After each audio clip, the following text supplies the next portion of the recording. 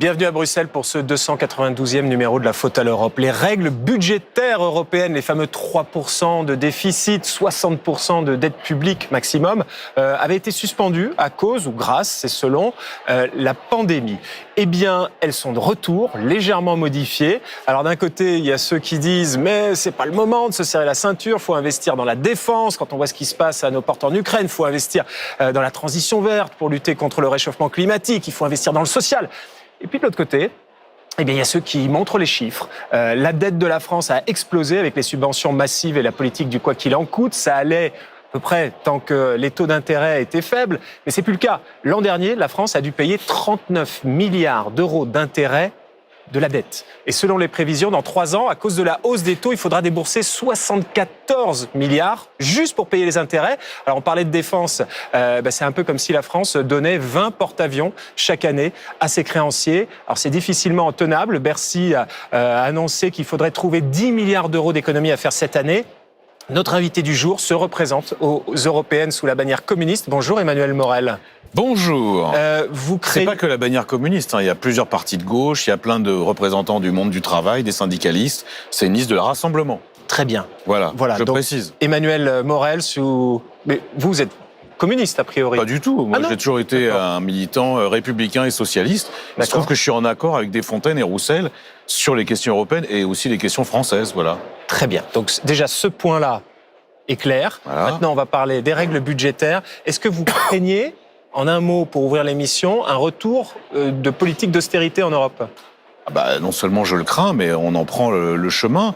Et je trouve que une fois de plus, les dirigeants européens ne prennent pas la mesure de ce qui est en train de se passer. C'est un peu les docteurs Diafoirus du XXIe siècle. C'est toujours les mêmes leçons. Il faut faire la saignée. Vous savez, vous vous souvenez, dans les pièces de Molière, dès que quelqu'un était malade, on lui faisait la saignée. Ça servait à rien, et à la fin, on meurt guéri.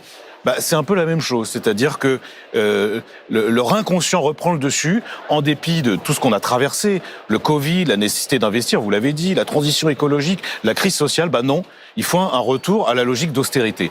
Le problème, c'est que le risque majeur, outre l'appauvrissement du continent, c'est aussi le décrochage notamment de l'Europe par rapport aux États-Unis d'Amérique, je prends cet exemple. Et je comprends pas cette logique. On va la contester, ça sera un des enjeux, je pense, de cette élection européenne. Les États-Unis d'Amérique qui, eux, investissent et envoient beaucoup de dollars dans leur économie. Avec nous également, en plateau, nos Gigi, Jade Grandin de l'Éprevier, correspondante de l'Opinion, et Jean Quatremer, correspondant de Libération. En un mot, Jade, ce retour des règles budgétaires légèrement remaniées, c'est une bonne chose ou pas? Je trouve que le mot austérité est un peu dévoyé parce que ce qui se passe, c'est pas du tout le retour à l'austérité, le retour aux règles d'avant-crise. C'est au contraire qu'il y a un nouveau consensus qui est de dire oui, il faut pouvoir dépenser plus quand c'est nécessaire. Il y a un consensus on va dépenser plus dans la transition écologique, dans l'industrie verte, on va dépenser plus dans la défense. On a libéré complètement les aides d'État et ces nouvelles règles budgétaires permettent tous ces investissements. Elles disent, si jamais vous faites des réformes et que vous investissez dans ce qui est nécessaire, alors on n'applique pas les mêmes règles budgétaires qu'avant. Donc au contraire, moi je ne parlerai pas d'austérité, je dirais qu'on est dans un nouveau paradigme où on reconnaît que la dépense publique, quand elle est bien faite, elle est nécessaire. Voilà, Moi, je vois pas du tout le nouveau paradigme. On en reste à 3%, comme vous le disiez d'ailleurs très bien, 3% de déficit, 60% de dette, dans une période comme aujourd'hui. C'est pas parce qu'on introduit des éléments de flexibilité qui, en réalité, sont quand même pas très importants, que la logique, elle change. C'est la même logique et ça sera le même échec. Jean, vous pensez que c'est une bonne chose, ce retour en un mot, parce qu'on est toujours dans l'introduction de l'émission, là on s'emballe, mais allez-y. Je suis entre les deux, c'est-à-dire que je considère, hélas, que l'Europe est incapable de réfléchir à ce qu'elle veut et aux règles budgétaires. On est toujours dans les années 90, alors qu'aujourd'hui, on est en 2024, et on n'a pas changé. Je ne dis pas qu'il faut dépenser plus au niveau national, je dis qu'il faut dépenser plus au niveau européen, ce qui n'est pas la même chose. C'est poser la question du budget européen et arrêter de jouer avec le fouet sur les budgets nationaux. Voilà. Jean Quatremer qui est dans la mesure, je sens que ça va être une émission assez hors norme. On est dans les années 90, à écouter Emmanuel Morel, on est plutôt dans les années 1590, en tout cas sur le plan médical. Que trouve-t-on dans l'accord politique sur le retour des règles budgétaires? Décryptage avec Thibaut Maillet du Bureau européen de France Télévisions. assurer le sérieux budgétaire tout en investissant, contenter les Français et les Allemands, assouplir les règles en maintenant un cadre strict, c'est peu dire que les négociations ont abouti dans la douleur. Dans le viseur, il y avait des critères vieux de 30 ans, vous les connaissez, 3% de déficit maximum et pour l'endettement, pas plus de 60% du PIB. Dans la pratique, les règles n'étaient pas vraiment respectées et les sanctions prévues ne sont jamais tombées. L'endettement européen est aujourd'hui de 83% du PIB avec de grosses disparités. 6 pays sont endettés au-delà de 100% de leur PIB, parmi lesquels la France ou encore l'Espagne est en tête du classement, la Grèce. Pour trouver les bons élèves, il faut regarder du côté de la Bulgarie, de l'Estonie, de la Suède ou encore du Danemark. À partir du 1er janvier 2025, ce sont donc de nouvelles règles qui devraient s'appliquer. Enfin, sont-elles si nouvelles que cela ? Si un pays est en infraction, il pourra avoir au total jusqu'à 7 ans pour rentrer dans les clous, à condition d'engager des réformes ou d'investir. En revanche, les frugaux ont obtenu de nouveaux garde-fous et de nouvelles obligations qui rendent l'accord particulièrement complexe. Les nouvelles règles doivent encore passer devant le Parlement européen. Un nouveau round donc à prévoir dans cet éternel match entre les frugaux et les plus endettés, le tout à quelques semaines des élections européennes. Voilà, merci Thibault. Alors Emmanuel Morel, en tout cas les deux totems ont été préservés. 3% de déficit, 60% d'endettement. C'est ça, c'est totem et tabou. Ouais. Le tabou par rapport à l'investissement. Moi, ce qui m'énerve quand on présente ça, les frugaux, les dépensiers, d'abord tout ça c'est caricatural, parce que ça dépend de ce qu'on dépense. Si on investit dans l'avenir, la transition écologique, en plus c'est contradictoire parce que vous avez d'un côté une partie de la commission qui dit faut mettre à fond la caisse sur les semi-conducteurs, la relocalisation de la production, la transition écolo, et de l'autre on se dit mais même si c'est pluriannuel, il va falloir revenir aux 60%. Il y a une contradiction. Mais surtout ce qui m'énerve d'un point de vue économique, prenons la France par exemple. Il y a une contradiction parce que la situation est complexe. Ça, c'est pas parce que la situation est complexe qu'il ne faut pas faire des choix un peu ambitieux. Vous avez des réponses simples. Pas du tout. Moi, je suis quelqu'un qui prend en compte la complexité et la nuance. Mais à un moment, j'ai des convictions. J'ai pas dit simpliste. J'ai pas dit simpliste. J'ai dit simple. Les mots ont leur importance. Moi, je suis instruit par l'expérience. On se souvient des politiques d'austérité, par exemple, dans les années 2010-2013. C'est le début du décrochement de l'Europe, notamment par rapport aux États-Unis. Mais je reprends sur la France. On nous dit oh là là, 100% de dette. Vous savez combien de temps il faut 110%. Ouais. Alors déjà, le calcul est faux parce que vous avez 25% de la dette qui est détenue par la Banque centrale. Donc c'est déjà le premier problème déjà. En fait, c'est 85%. Deuxième chose, est-ce que vous savez combien de temps il faut pour le Trésor public quand il place des emprunts obligataires sur les marchés de la dette française ? Quelques heures. Ça veut dire quoi ? Ça veut dire que notre dette, elle est soutenable. Les gens, ils nous font confiance. Donc, tout ça, c'est bullshit. Il faut arrêter de faire peur aux gens. Sans transition, vous parlez de bullshit, Jean ? Oui, on va parler d'un gros bullshit qui est ces fameux frugaux. Moi, j'appelle ça les radins. Et surtout, j'appelle ça des gens qui ont été incapables de prévoir leur avenir. Prenons l'Allemagne, nos chers Allemands qui nous ont réimposé le pacte de stabilité et qui effectivement tiennent leurs 3% et leurs 60%. Pourquoi est-ce qu'ils ont réussi à tenir leurs engagements ? C'est simple. Ils n'ont pas de défense. S'ils avaient dû investir dans la défense, ils auraient dépensé depuis 2000 400 milliards d'euros de plus pour juste se maintenir au niveau français. 400 milliards. Ils ne font pas d'enfants, donc pas de dépenses d'éducation, etc. Les travaux. Ils ont des vieux. Et parlons des travaux. Ils ont des vieux. Oui, mais regardez un peu le régime de retraite des vieux. C'est pas le régime français qui est qui est le plus généreux d'Europe. Et enfin, regardons simplement l'état des infrastructures. C'est facile d'économiser quand on laisse les ponts s'effondrer, les routes s'effondrer, les aéroports, au lieu de les faire en 5 ans, on les fait en 50 ans, etc. C'est ça la que les réalité règles européennes, donc les Allemands poussent pour qu'elles soient le plus dur possible, mais leurs propres règles à eux sont dans la loi et sont encore plus dures que les règles européennes. Mais c'est pour montrer la stupidité allemande au carré. C'est-à-dire que non seulement ils ont des règles stupides, mais moi c'est leur problème, je m'en fiche complètement. Si l'Allemagne veut sombrer dans un grand trou d'investissement, c'est son problème. Le problème c'est qu'elle nous les impose. Et là, il y a un véritable souci. On se les laisse imposer. Parce que franchement, la France pourrait avoir une position un peu plus offensive. Jade, entre la France et l'Allemagne, justement. Donc il y a eu quand même un débat, une bataille entre la France et l'Allemagne sur cette question des règles budgétaires. Qui a gagné ? Si j'écoute ces messieurs, j'ai l'impression que c'est l'Allemagne. Non, pas forcément. Moi, quand il y a eu cet accord, J'ai discuté avec des économistes et des chefs du Trésor, enfin qui travaillent au ministère de l'économie, qui eux s'en satisfaisaient parce que la logique que demandait la France, c'était la logique à la carte, c'est-à-dire que chaque pays pourra faire sa propre trajectoire d'ajustement des finances publiques. Et il y a beaucoup plus ce côté à la carte où chacun mène sa barque, alors qu'avant c'était des règles très strictes, les mêmes pour tout le monde, et ça n'avait pas de sens. Et pour revenir sur la discussion qu'on avait à l'instant, je pense qu'il faut rappeler pourquoi on est dans cette logique de dire on a beaucoup dépensé, il faut revenir à un mode plus normal. C'est un peu la logique de la cigale et la fourmi, c'est-à-dire que si quand ça va mieux, quand on sort d'une crise et que l'époque est plus normale, on ne met pas des réserves de côté pour les crises, alors quand on aura un vrai problème, une vraie crise économique, on n'aura rien de côté pour justement compenser les crises. Je finis sur ce point. Pendant la crise de la pandémie, qu'a fait l'Europe? Elle est allée sur les marchés et elle a pu emprunter 300 milliards d'euros, c'est énorme. Pourquoi elle a pu emprunter en commun? Parce qu'il y a beaucoup d'investisseurs qui nous ont prêté de l'argent.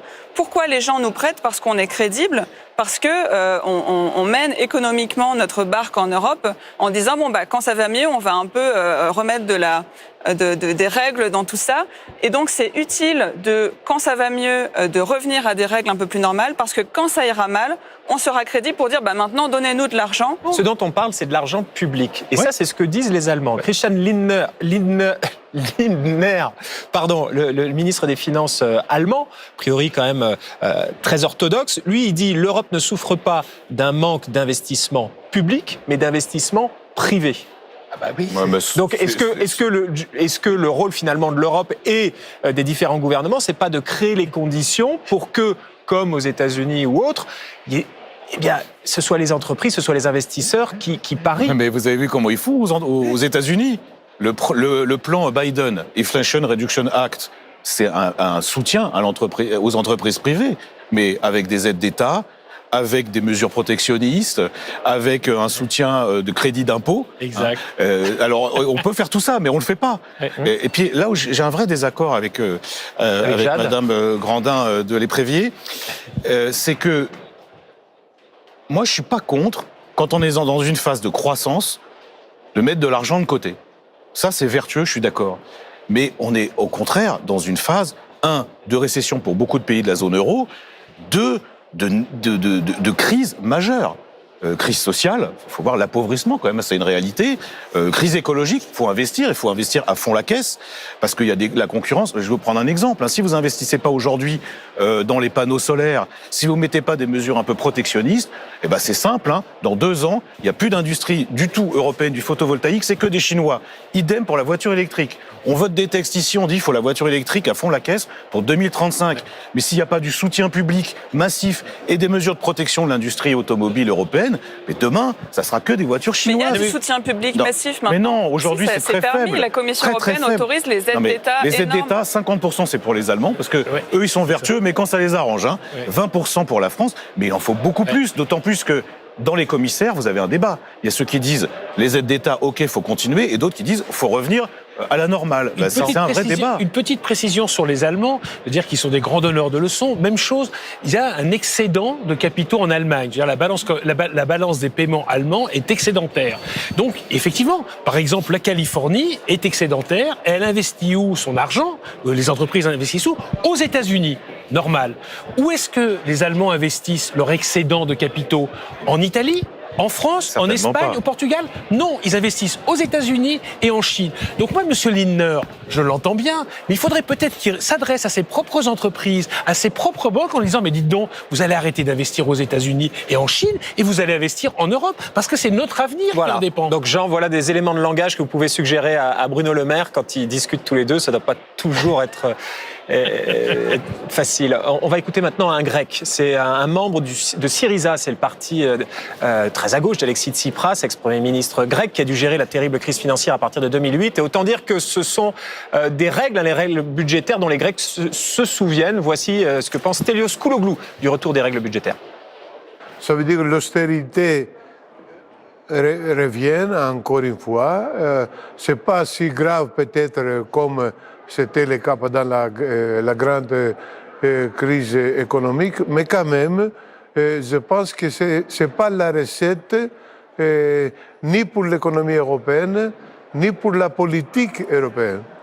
Parce que la politique européenne et la montée de l'extrême droite est justement liée avec les mesures d'austérité d'avant. C'est intéressant ce que dit Stelios Kouloglou, ce député de gauche grec. En gros, il se passe là, ancien journaliste, ce qui, je ne sais pas si c'est bien à mettre à son actif. Il faisait des documentaires aussi. Il faisait des documentaires aussi. Mais qu'est-ce que vous en pensez ? Le retour des règles budgétaires, c'est du carburant pour l'extrême droite ? C'est évident. Et d'ailleurs, alors je cherche la phrase de Bossuet, on n'est plus dans Molière, qui disait « Dieu se rit des gens qui déplorent les effets dont ils chérissent les causes. » C'est exactement ça. C'est-à-dire, on fait une politique d'austérité, l'extrême droite monte et on dit « Oh là là, l'extrême droite monte, il faut faire quelque chose. » À un moment, il faut se poser des questions. Pourquoi on en arrive à de tels scores pour les partis populistes, les partis d'extrême droite, les partis racistes ? Précisément parce qu'aujourd'hui, ils ont le sentiment que l'Europe ne répond ni à leurs aspirations, ni à leurs craintes. Et rentrer à nouveau dans une logique d'austérité ou de rigueur, c'est précisément donner du carburant à fond la caisse à un courant politique qui n'en a pas besoin compte tenu du contexte aujourd'hui. Alors, avec les élections européennes de juin, ce sont les grands postes bruxellois qui se jouent. Et après 5 années avec l'Allemande Ursula von der Leyen à la tête de la Commission européenne, qui pour reprendre le flambeau, qui pour diriger l'exécutif européen ? Alors attention, spoiler, la réponse est peut-être dans la question. Voici l'édito de Jean Quatremer. Va-t-on avoir droit à la saison 2 des aventures d'Ursula von der Leyen ?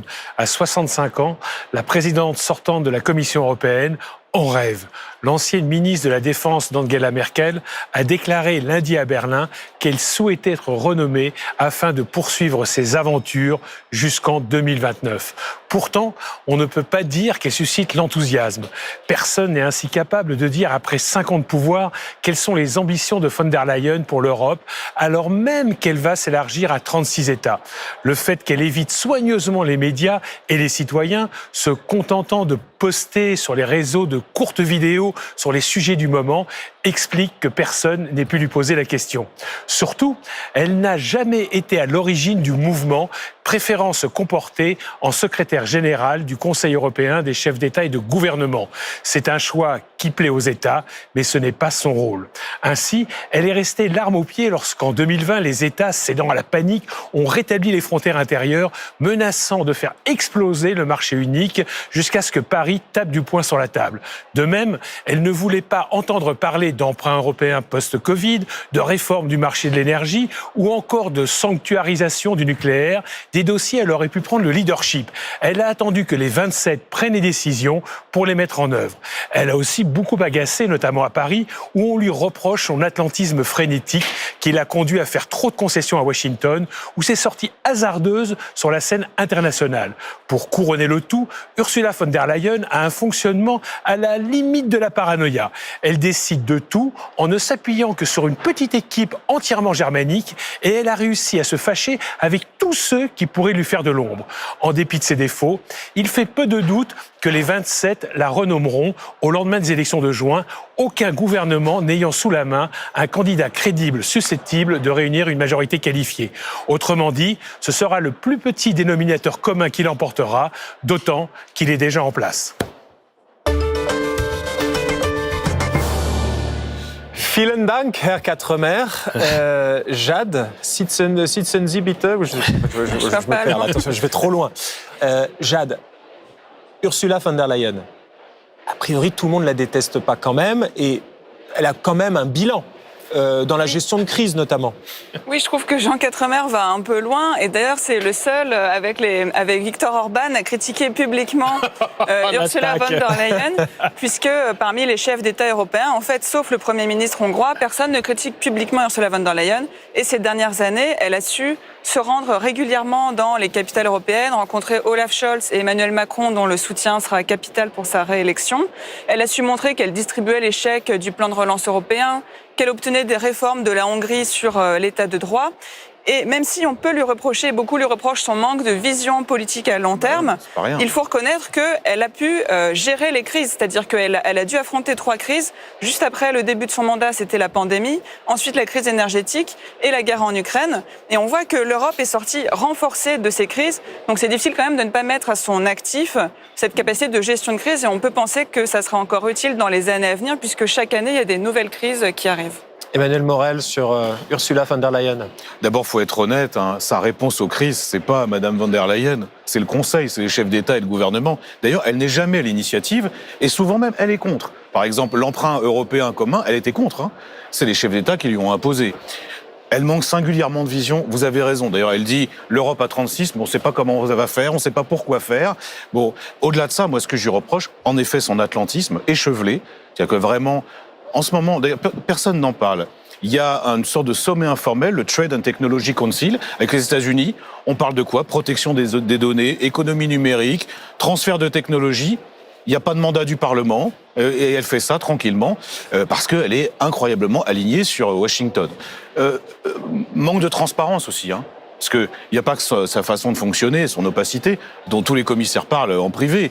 Mais enfin, quand même, quand il s'agit de rendre des comptes, elle est jamais là. Et puis, il y a un truc, moi, je lui pardonne pas. Je suis pas d'accord, on l'a eu dans l'émission, hein, il y a 4 ans. Mais c'est pas parce qu'elle est venue dans votre émission.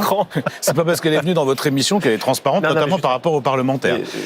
J'enfonçais le clou pour vous. Et il y a un truc que je lui pardonne pas, moi, c'est sa position sur l'Azerbaïdjan.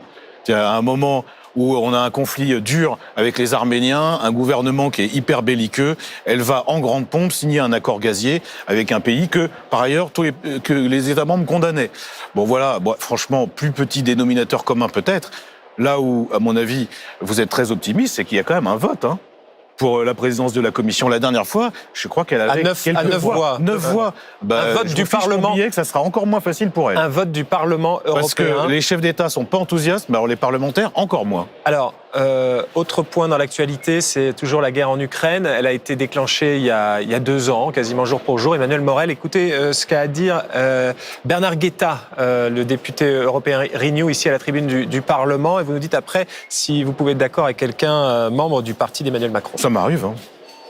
Eh bien, il revient à nos 27 dirigeants, il le faut, de dire à nos nations que nous sommes en guerre, non pas à la veille de marcher sur Moscou, mais en guerre pour la liberté de nos peuples et la stabilité de notre continent, et que cette guerre exige de lourds sacrifices, une défense commune et une volonté de vaincre que nous ne parviendrons pas à mobiliser sans que nos électeurs ne sachent qui est avec qui.